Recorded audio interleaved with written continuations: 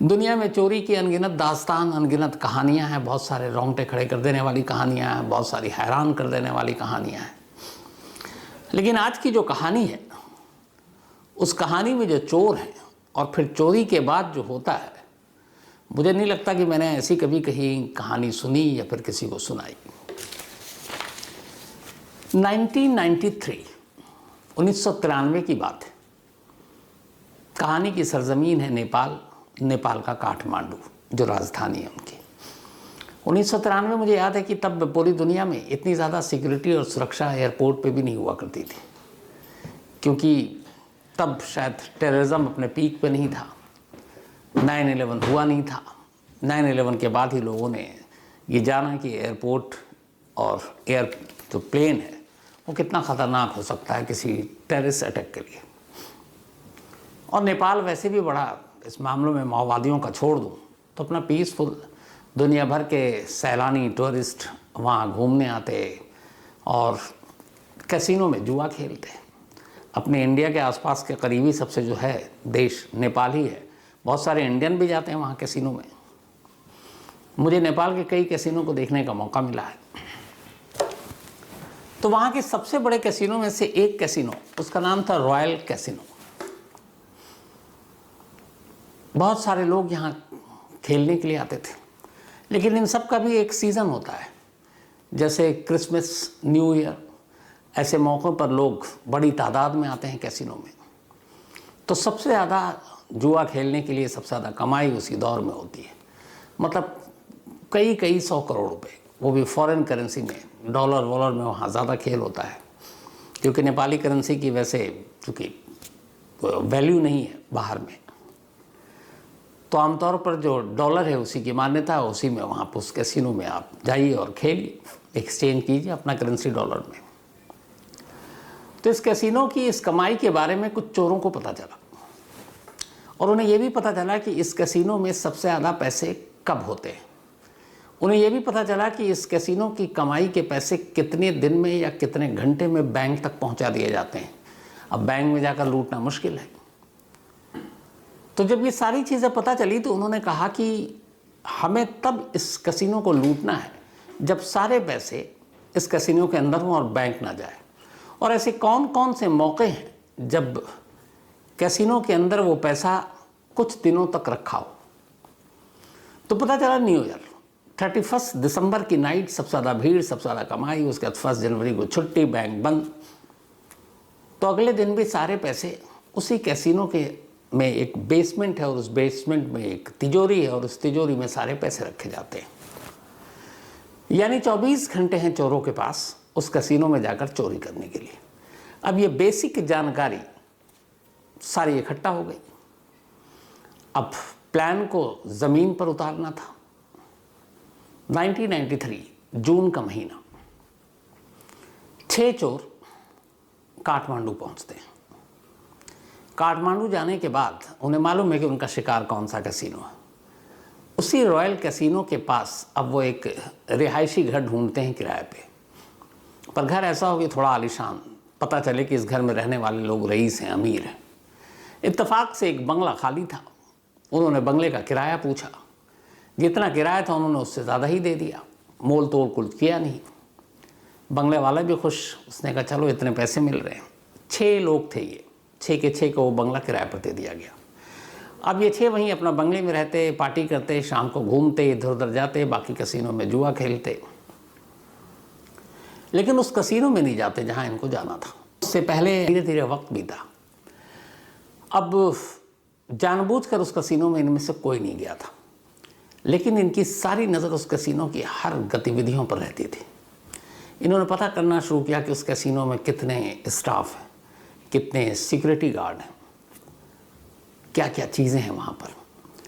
अब जो साजिश का पहला चरण था, फर्स्ट फेज प्लानिंग के इनके, वो ये था कि कैसीनो के इस स्टाफ से दोस्ती करो। और दोस्ती ऐसी कि उन्हें पता ही नहीं कि उसके इस कैसीनो से कोई मतलब भी है, लेकिन दोस्ती ऐसे भी कि दिखाओ कि हम कितने रईस लोग हैं, कितने बड़े लोग हैं, अय्याश लोग हैं, पैसे खर्च करने आए, बेपनाह पैसे हमारे पास।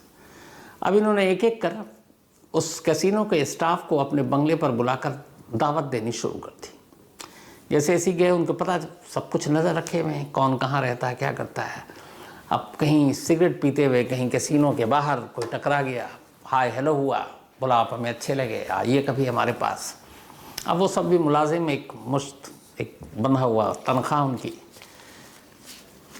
उन्होंने कहा चलो अच्छे लोग। तो एक एक करके स्टाफ घर आते, उनको महंगी महंगी शराब पिलाते, अच्छा खाना खिलाते और जाते आते कुछ गिफ्ट भी देते, और बदले में कुछ नहीं, बस ये कि दोस्ती है, वो भी खुश। ऐसे करके उन्होंने अलग अलग वक्त में अलग अलग कैसीनो के स्टाफ को अपने बुलाना शुरू किया। लेकिन सबसे एक बात कही, उन्होंने कहा देखो हमारे पास पैसे वैसे बहुत हैं, माहौल ठीक नहीं है, तो आपको मैं दावत देता हूँ, पार्टी देता हूँ, गिफ्ट देता हूँ, इसके बारे में प्लीज़ आप बाहर किसी को मत बताना, क्योंकि ये हमारे लिए अनजान देश है, कुछ भी हो सकता है। अब उधर स्टाफ की भी मजबूरी कि वो क्यों बताए कि मैं एक जगह पार्टी करने गया और मुझे ऐसे ऐसे गिफ्ट मिल रहा है, तो वो भी उसका भी मतलब पूरा हो गया, वो भी खामोश।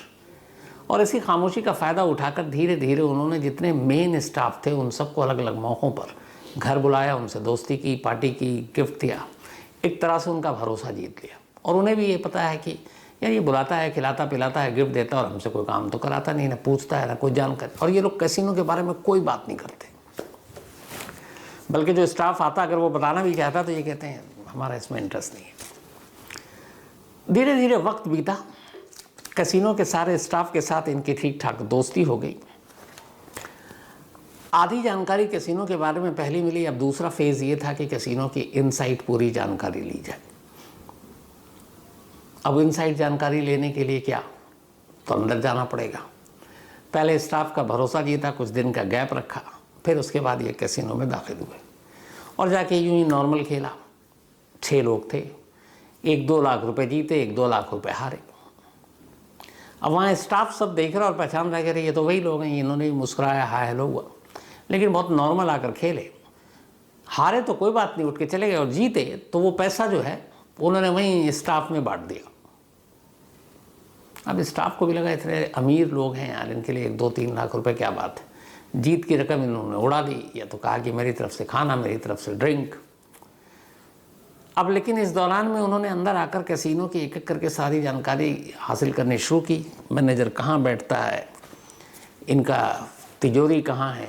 फिर उन्होंने बताया, मैनेजर से धीरे धीरे भी दोस्ती की कि हम भी यहाँ हैं, सुना नेपाल सेफ़ नहीं है, तो आप लोगों को तो और ख़तरा है, यहाँ पे तो आप गनर और ये सब रखते नहीं है। तो उसने बताया नहीं, कुछ सिक्योरिटी गार्ड हैं हमारे पास, हथियार भी है, लेकिन हमारा सेफ़ है वो सब कुछ।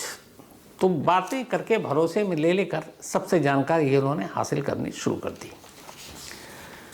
इन सारी चीज़ों में करीब 5 महीने बीत गए। इस दौरान में हुआ ये कि जिस बंगले में ये चारों किराए पर रहते थे, उस बंगले के बराबर में एक खाली प्लॉट था। उस प्लॉट पे एक कमरा बना हुआ था और उस एक कमरे में एक अकेला नौजवान रहता था। उसका नाम था सतपाल। सतपाल जिस प्लॉट पर रहता था उस प्लॉट की कीमत काफ़ी थी, लेकिन उसके फादर के दोस्त की वो प्लॉट थी। ये गांव में रहता था, काठमांडू बुला लिया। अब इसके फादर के दोस्त को ये था कि प्लॉट पे कमरा बनाकर ये रहेगा ताकि इस प्लॉट पे कोई कभी कब्जा ना कर ले, अवैध इलीगल कंस्ट्रक्शन ना करे। तो उनका भी काम, और इधर ये था कि सतपाल को चलो एक छत मिल गई काठमांडू जैसे शहर में, तो अपना रहता, लेकिन बहुत ही सुस्त, काहिल, काम काज करना उसको शौक़ नहीं। तो उसी प्लॉट में रहता और इत्तेफाक से उस बंगले के बिल्कुल बराबर में। अब वो वहीं रहता, दिन भर पड़ा रहता। तो अक्सर देखता कि बहुत सारे लोग मेहमान आते थे यहाँ पे, पार्टियाँ चलती, देर रात तक शोर होता, आवाज़ आती है। फिर उसने देखा कि कुछ रॉयल कैसीनो की गाड़ियाँ भी जो है वो इसके घर पे आती हैं, उसमें स्टाफ आते थे अलग अलग। तो उसने कहा यार बड़े लोग हैं, काश हमारी भी दोस्ती हो जाए, हम पे इनकी नज़र पड़ जाए तो हमें भी कुछ काम दे दें या कुछ हमारी ज़िंदगी पलट दें। लेकिन वो लोग उससे बात नहीं करते थे। उसने कई बार आमने सामने आकर घर के बाहर खड़ा रहता है कि शायद एक नज़र पड़े, पर इग्नोर कर देते थे। इत्तेफाक से एक रात ये सारे नशे में पार्टी कर रहे थे और इन्होंने अचानक कहा कि बस अब हमारे दिन बदलने वाले हैं, हम सब बहुत अमीर होने वाले हैं। ये बात सतपाल के कान तक पहुंच गई। उसे लगा कि कुछ ना कुछ गड़बड़ है, ये लोग बाहर निकलते नहीं हैं, सिर्फ रॉयल कैसीनो के कुछ स्टाफ आते हैं। तो एक रोज़ फिर इसने कहा कि चलो अब बात करते हैं। वो गया, उसने कहा माफ़ कीजिए, हमने कुछ बातें सुनी आपकी, आप लोग की तकदीर बदलने वाले हैं। मैं बेरोज़गार हूँ, मेरे लायक भी कुछ काम हो। तब वो सारे डर गए, उन्हें लगा पता नहीं इसको कहीं प्लान के बारे में पता तो नहीं है। उन्होंने टटोला, उसे कुछ पता नहीं था, तो उन्होंने कहा ठीक है चलो। लेकिन उन्होंने ये नहीं बताया कि हमारा प्लान क्या है, हमारी साजिश क्या है। सतपाल को दूर रखा, पर अब उससे हाय हेलो कर लेते। करते करते 6 महीने पूरे हो गए। 31 दिसंबर की रात आई, वो रात जिस रात काठमांडू में सबसे बड़ी चोरी होनी थी। 6 के 6 तैयार। रात के वक्त सभी उस कैसीनो में पहुंचे। चूँकि न्यू ईयर की नाइट थी, बहुत सारे मेहमान गेस्ट आए हुए थे और उसने पता कर रखा था इन लोगों ने कि आज सबसे ज़्यादा लोग होंगे यहाँ पर। सब अंदर गए। इन सब के हाथ में मिठाइयों का डब्बा था एक। अब चूंकि सारे स्टाफ को लगभग ये पार्टी दे चुके थे घर पे, सब इनको जानता था, तो किसी ने कोई तलाशी, कोई रोक टोक भी नहीं। आइए सर, कई बार खेल के गए। इनकी कोर्ट में कुछ हथियार थे, लेकिन सिक्योरिटी गार्ड का जो चीफ था वो भी घर पे पार्टी कर चुका था। देखते ही वो भी आओ भगत के लिए तैयार, आइए साहब। अब ये खूब सारे पैसे लेके उस दिन पहुंचे। उसके बाद इन्होंने अपना मिठाई का डब्बा, किसी ने रोका नहीं, टेबल पे बैठे। 6 के 6 अलग अलग टेबल पर बैठकर अब जुआ खेल रहे हैं। जुआ खेलते खेलते अचानक एक ने अनाउंस किया वहाँ से, उसने कहा कि आज न्यू ईयर है, हम लोगों के लिए बहुत बड़ी और इम्पोर्टेंट रात है, खुशियों की रात है। कल से नया साल शुरू होगा, 94 में हम दाखिल होंगे। तो आज यहाँ जितने भी मेहमान हैं उन सब के डिनर एंड ड्रिंक हमारी तरफ से। जलवा पहले ही एक स्टाफ देख चुका था कि ये लोग बहुत पैसे वाले हैं, जीतते हैं तो यहीं लुटा देते हैं। तालियां बजी। करीब 200 से ज़्यादा गेस्ट थे उस वक्त कैसीनो में। उन्होंने कहा वेरी गुड अनाउंसमेंट हो गया। अब लोग और जोश से पीने लगे, खाने लगे कि अब तो पैसे भी नहीं देने। रात के 12:01, 12 बजा। 93 से 94 में दाखिल हो गए। खूब हुड़दंग हुआ, लोगों ने पीना खाना शुरू किया। अब ये था कि सब कुछ फ्री है। अब 12:01 पर जैसी सुई पहुंची, इन्होंने स्टाफ को सारे मिठाई के डब्बे दिए, कहा कि न्यू ईयर है, जश्न है, सबको हमारी तरफ से मिठाई खिलाए। वो जो मिठाई था वो काठमांडू के एक बहुत ही रेपुटेटेड स्वीट शॉप की मिठाई थी। मतलब देख के डब्बा लगा था ये बहुत महंगा है। खुश ये भी था कि सारे स्टाफ भी खाओ। सारे स्टाफ, सिक्योरिटी गार्ड, गेस्ट, सबको मिठाइयाँ बांटने जाने लगी। सब ने खाना शुरू किया, झूमते नाचते गाते। मिठाई खाई, उसके 10-5 मिनट के बाद लोग ऊँघना शुरू हुए। कोई धीरे धीरे हाथ में गिलास है टेबल पे ही लुढ़क रहा है, कोई कहीं कोई कहीं कोई कहीं। और ये 6 के 6 बैठे हुए सबको देख रहे हैं। थोड़ी देर के बाद मिठाई ने अपना काम कर दिया, बेहोशी की हालत में लोगों को ला दिया था। अब इन्हें ये भी पता था कि जो नीचे लॉकर है उसकी 2 चाबी है। एक चाबी उस कैसीनो के मैनेजर की जेब में है और दूसरी जो चीफ सिक्योरिटी गार्ड है उसकी जेब में। देखा तो चीफ सिक्योरिटी गार्ड ज़मीन पर बेहोश लुढ़का पड़ा हुआ है। मैनेजर थोड़ी सी होश में था, ऊँघा हुआ। मैनेजर की जेब से चाबी निकाली। सबके कोट के जेब में हथियार थे। अब उसके बाद कुछ ऐसे स्टाफ जो होश में थे, उन्होंने कहा इन सारे मेहमानों को एक हॉल में ले चलो। बराबर में एक हॉल था, सबको हॉल में डाला, दरवाज़ा बंद। उसके बाद 1-2 स्टाफ या 4 स्टाफ को इन्होंने करीब 2-3 या 4 अपने साथ नीचे ले गए, जो इनके पहले मेहमान रहे थे। उन्होंने कहा देखो तुम्हारा भी फ़ायदा होगा, तुम्हारा कुछ नहीं होगा बुरा, हमारे काम में मदद करो। नीचे ले गए, चाबी से लॉकर खोला। अब उसमें डॉलर ही डॉलर भरे हुए, करीब कहते हैं कि उस वक्त 500 करोड़ इंडियन करेंसी में 500 करोड़ रुपए थे। अब इसको कैसे ले जाएं? तो उसी कैसीनो के बैग रखे हुए थे वहाँ पर, और वो बैग इसलिए थे कि जब कैसीनो में पैसे जमा होते थे तो उन्हीं बैग में डालकर और वो बैंक में ले जाया करते थे। तो बहुत सारे बैग थे। उन्होंने उस पैसे को निकालना शुरू किया, कुछ स्टाफ की मदद से बैग में भरना शुरू किया, करना शुरू किया। करते करते 22 बैग में सारे पैसे भरे। तो उन्होंने 22 बैग भर लिए। अब 22 बैग लेकर ये कैसे जाए? बाहर एक ट्रक पहले से खड़ा था, 22 बैग उस ट्रक में रखा गया। ट्रक में बाहर ये लोग निकलते हैं, बाकी के स्टाफ थे उनको अंदर ही कुछ पैसे देकर बंद कर दिया। अब ये लोग एयरपोर्ट की तरफ, सीधे ट्रक में एयरपोर्ट पहुंचते और एयरपोर्ट के कार्गो में ट्रक जाता है। पहले से इन्होंने कोरियर बुक कर रखी थी। वहाँ जाते हैं और वहाँ पे भी कार्गो की सारी इनकी सेटिंग थी कि हम कुछ सामान लेंगे, कोई चेकिंग नहीं होगी। और ये 93 मैंने शुरू में आपको कहा, उस वक्त सिक्योरिटी, बॉम्ब, टेररिस्ट, ये सब कुछ नहीं था। स्मगलिंग और ये चीज़ें होती थी, आप मुंह भर दीजिए, रिश्वत दे दीजिए, काम हो जाता था। इन्होंने 22 बैग दिए, कुरियर पहले से ही बुक था। उन्होंने कहा ये रही पर्ची, एडवांस बुकिंग की और ये जाएगा कुरियर। वो एड्रेस दिया कहाँ जाना है। देने के बाद उधर से एक इनको पर्ची मिली और ये पर्ची लेकर अब बाहर निकलने वाले हैं। लेकिन इस दौरान में इधर इस रॉबरी की खबर, उधर जो कुछ स्टाफ को छोड़ा उसमें एक दो ईमानदार भी था। उसने देखा ये लोग बाहर निकले हैं, वो किसी पिछले दरवाजे से बाहर निकला, शोर मचाना शुरू किया, पुलिस को फ़ोन किया। अब नेपाल पुलिस कैसीनो के बाहर कैसीनो के बाहर पुलिस आई, सारे हालात देखें, लोग बेहोश। पूछा तो बताया कि ट्रक से गए।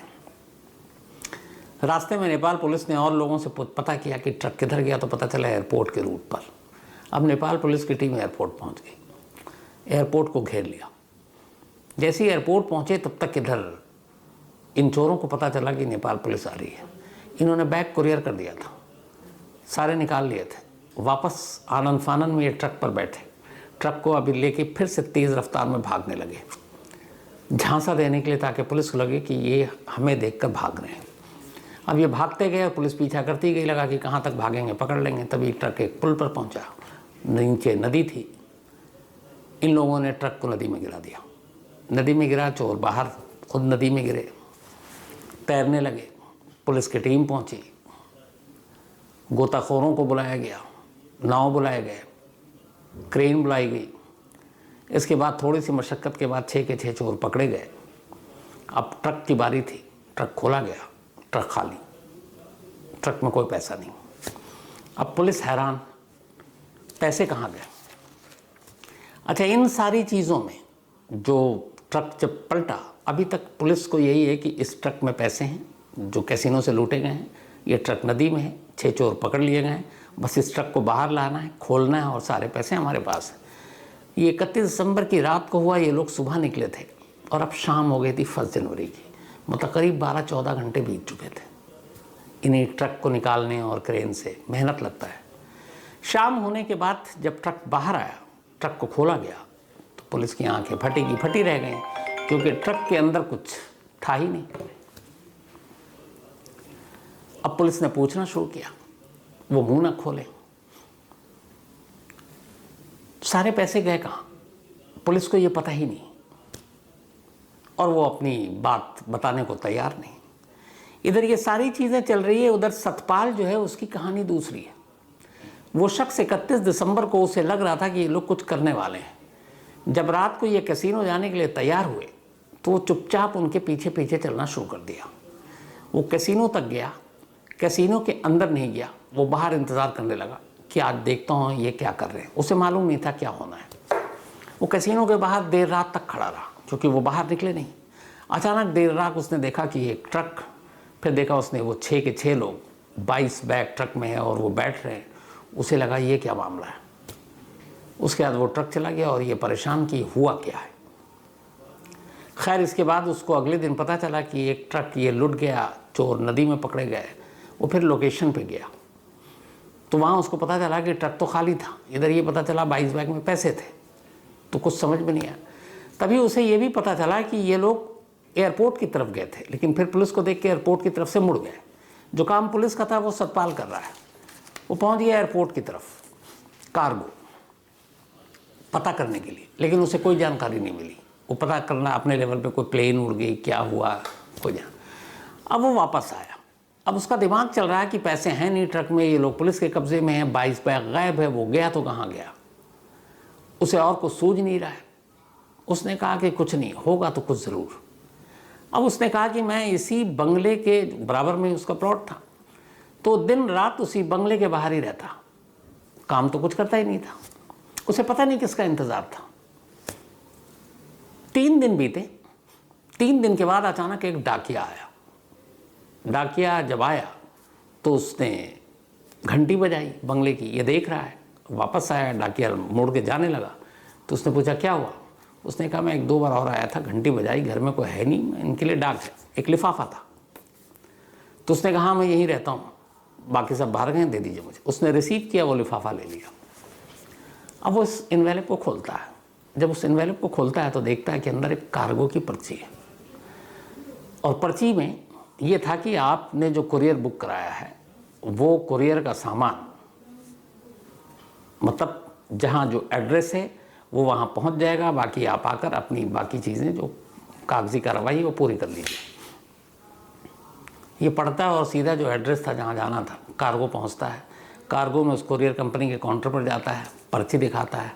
पर्ची दिखाता है तो फिर उसको एक दूसरी पर्ची दी जाती है कि ये रहा आपका सामान, कि जहाँ पे आपने जो भेजा था एड्रेस, ये यहाँ से उड़ चुका है, और वहाँ आप कल, उन्होंने टाइम दिया उसका कि 24 घंटे के बाद वहाँ के आप कार्गो से अपना सामान रिसीव कर लीजिएगा, और ये पर्ची दिखाएंगे आपको, वहाँ मिल जाएगा।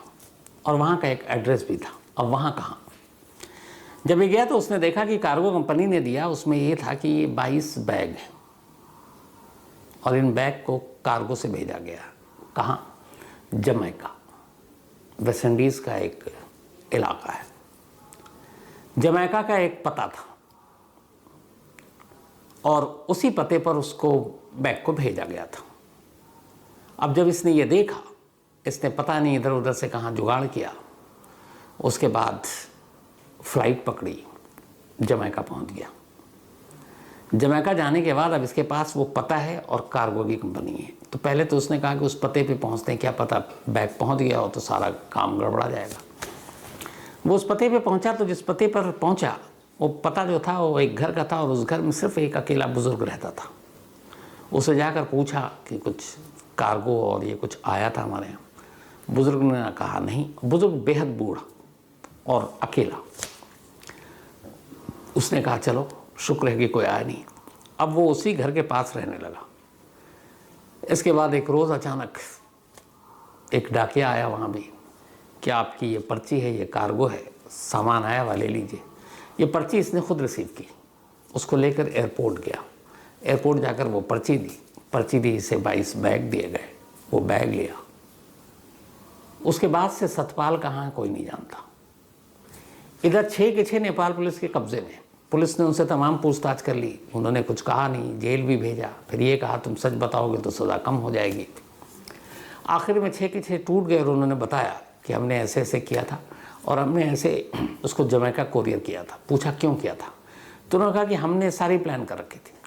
अगर हम चोरी के बाद पकड़े भी जाते तो हमें मालूम था कि हम में से 1-2 तो बच जाएगा, और पैसे निकालने थे यहाँ से, तो 1-2 भी कोई बच जाता, वो सीधे जमैका जाता, वहाँ पैसे रिसीव करता। मैं यहाँ अपने चोरी की जो बाकी थे सज़ा काटते, वापस हम भी जमैका जाते और फिर ऐश करते। लेकिन इत्तेफाक की बात ये कि 6 के 6 पकड़े गए। और उन लोगों ने पूछा कि हमारे एक पड़ोस में सतपाल नाम का शख्स रहता था। पुलिस से कहा क्या वो अभी भी है उस खाली प्लॉट में? पुलिस की टीम भागी तो पता चला कि सतपाल इस चोरी के तीसरे दिन से गायब है। 6 के 6 हंसे, मतलब उनके मन में यही बात थी, चोरी हमने की, ऐश कोई और कर रहा है। आज भी ये रहस्य है कि वो सतपाल है कहाँ, पैसे कहाँ हैं। नेपाल पुलिस को वो पैसे कभी नहीं मिले। तो ये थी एक अजीब कहानी की, जिसमें चोरी 6 चोरों ने की और मज़े उठाए 7वें ने, जब इस चोरी में शामिल ही नहीं था। तो आज की कहानी में इतना ही, लेकिन कहानी खत्म।